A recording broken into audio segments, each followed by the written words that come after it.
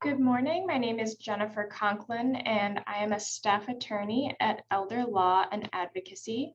Today's presentation will be on reasonable accommodation requests.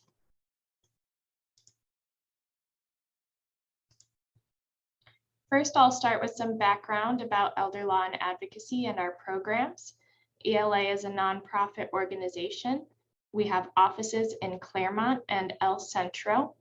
Seniors need to be at least 60 years old to be eligible for our services. We provide free and low-cost civil legal services, Medicare, Medi-Cal related counseling and advocacy, referrals to community senior service providers, and community education.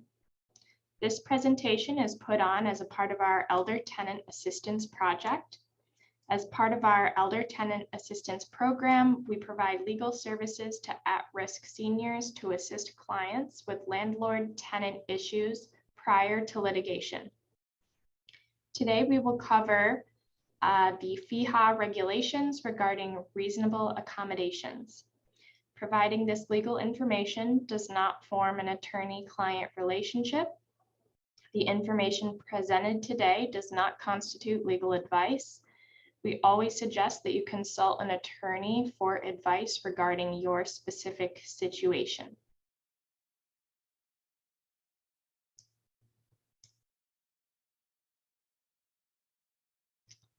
The law governing reasonable accommodation requests can be found under the Fair Employment and Housing Regulations, Article 18, Sections 12176 through 12185.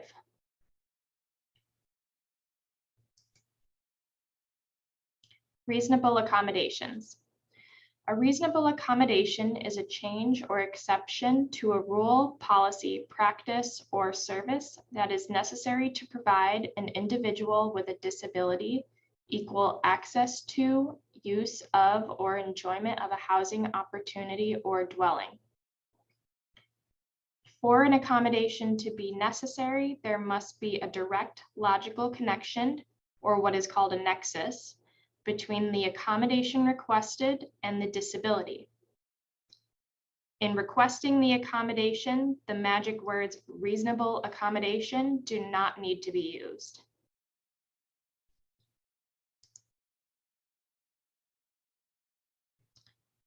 The request for reasonable accommodation. The request must be made by the individual with a disability or someone else authorized to act on their behalf. The request can be made at any time, including in the application for housing and through an eviction proceeding. The duty to provide reasonable accommodations is ongoing. With limited exceptions, all information concerning an individual's disability, accommodation request, and medical verification must be kept confidential.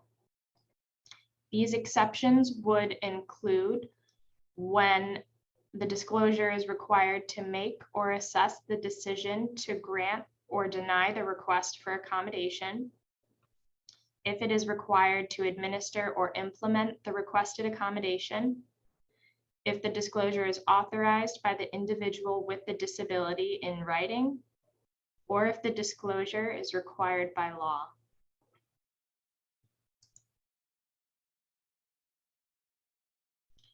The procedure for reasonable accommodation. A landlord or property management can create forms or procedures for requesting a reasonable accommodation, but they cannot require them. The landlord or property management must engage in what's called the interactive process, regardless of how the reasonable accommodation request is made. Forms and procedures may not seek information not necessary for evaluation of the request, and forms and procedures themselves are subject to requests for reasonable accommodation. For example, a tenant may request an alternative method of communication during the reasonable accommodation process, So this request is also a reasonable accommodation, and it must be responded to in the same manner as any other request. In many circumstances, such requests or the person considering the request may also be covered by the American with Disabilities Act and its accompanying regulations requiring the provision of auxiliary aids and services and alternative methods of communication.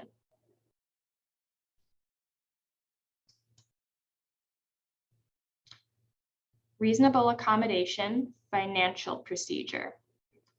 An individual may request a reasonable accommodation in financial policies or policies that impose a financial burden when necessary to afford the individual with a disability an equal opportunity. Some examples include waiving guest fees or other fees, providing additional time to pay fees for city cleanup of a property, allowing a prospective tenant to use a co-signer when they have limited income due to the disability, where without the co-signer, they would not otherwise qualify for the unit.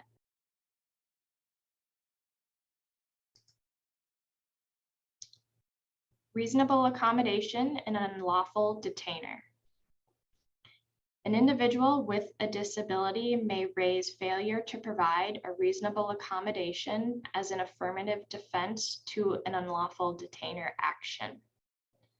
A request for a reasonable accommodation can be made at any time during the eviction process, including at or after trial, and in certain circumstances after eviction.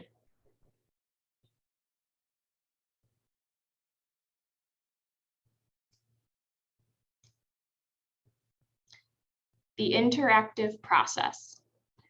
So what is the interactive process? If a reasonable accommodation request is not immediately granted, the recipient must engage in dialogue with the requester to reach a solution. The process must be timely and conducted in good faith. If there is insufficient information about the disability or the nexus, the person considering the request cannot deny the request without seeking clarification or additional information.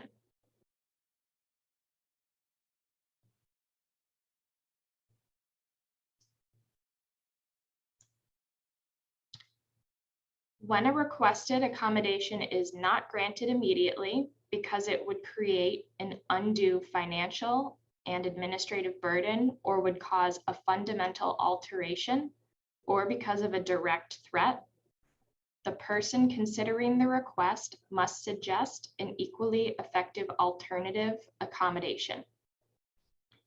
Equally effective means that this alternative accommodation will allow the person with a disability to use and enjoy a dwelling or housing opportunity as well as the requested accommodation would have. The person with the disability has no obligation to accept this alternative, especially if it doesn't meet the needs of the individual with the disability. The individual with the disability has the most accurate knowledge about their functional limitations posed by the disability, and their individual preferences should be given weight in this process.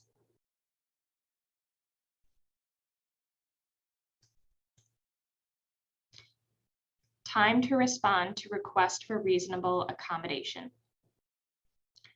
Requests are considered on a case-by-case basis. So the time necessary to respond to a request depends on the nature of the accommodation, whether additional supporting information is necessary, and whether the accommodation is urgent. If after denial of an initial request, the requester makes a later request, which is similar to the initial request, it must be considered independently of the initial request. The failure for the person evaluating the request to promptly process the request or no response from the person processing the request could be considered a denial of a reasonable accommodation. And whether it was prompt is considered on a case-by-case basis.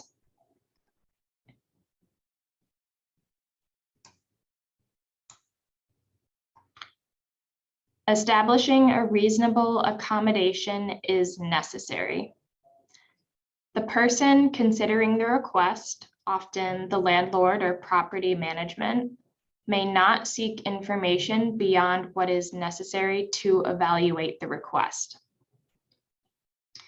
This person can't request a specific diagnosis or medical records, and the person considering the request may not ask for additional information if the requester provided reliable information about the disability and why the requested accommodation is necessary, or if the disability or necessity is apparent or known. Apparent means that either the disability or need for accommodation is obvious.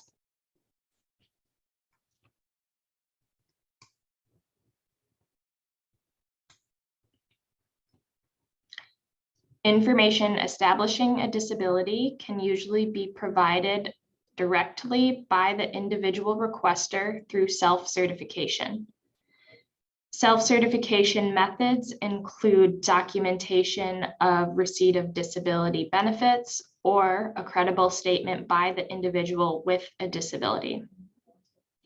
A credible statement by the individual is one that a reasonable person would believe to be true based on the information available. Information regarding the disability may also be provided by a reliable third party who knows about the disability or the disability-related need for the accommodation. This third party does not need to be a medical professional. The third party can be from a non-medical service agency, for example, in-home supportive services or supported living service providers, or it can be a relative caring for the individual or another caregiver.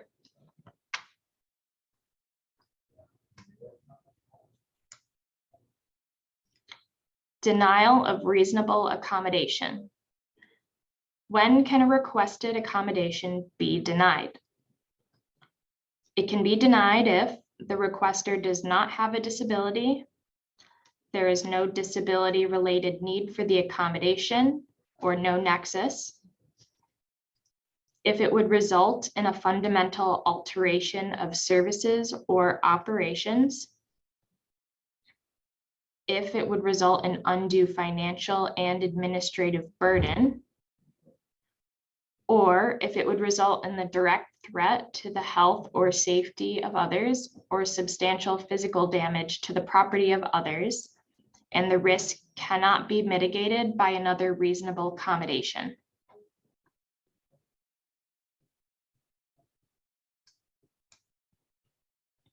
A reasonable accommodation cannot be denied because it would be perceived as unfair to others, or it might become burdensome if extended to others.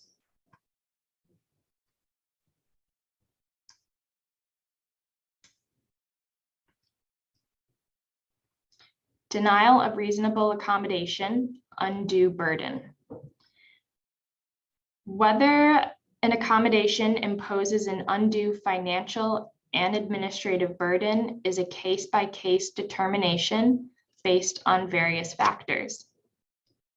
These factors include the cost of the requested accommodation, the financial resources of the landlord, property management, or owner, the availability of alternative accommodations and their benefits to the person with a disability,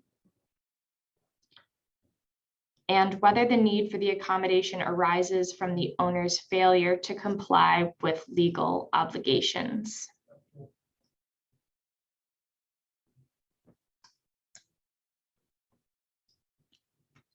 Denial of reasonable accommodation, fundamental alteration.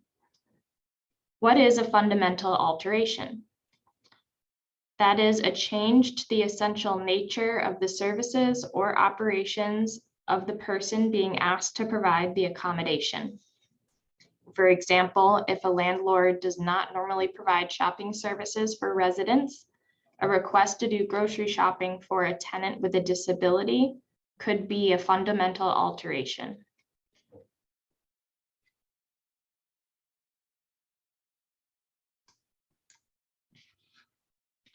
Denial of reasonable accommodation, direct threat. What constitutes a direct threat? It must be based on an individualized assessment that relies on sufficiently recent and objective evidence. It cannot rely on speculation, stereotypes, or unsubstantiated inferences. And the assessment of whether a reasonable accommodation would constitute a direct threat has to consider the nature, duration, and severity of the risk, the likelihood that harm will occur, and whether additional or alternative reasonable accommodations will mitigate or eliminate the risk.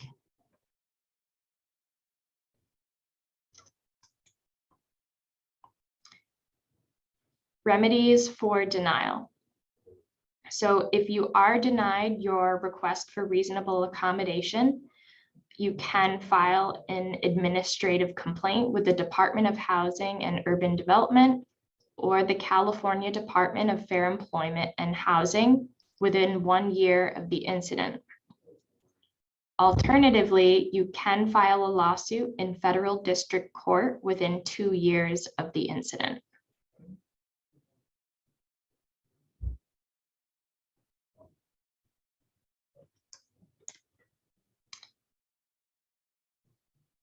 Here is a list of additional tenant resources. Disability Rights California is another nonprofit which provides advocacy services and information for individuals with disabilities. The Legal Aid Fair Housing Center provides advocacy services related to housing and housing discrimination. And then the San Diego Lawyer Referral Service is a service that can help refer you to an attorney if you want to seek representation.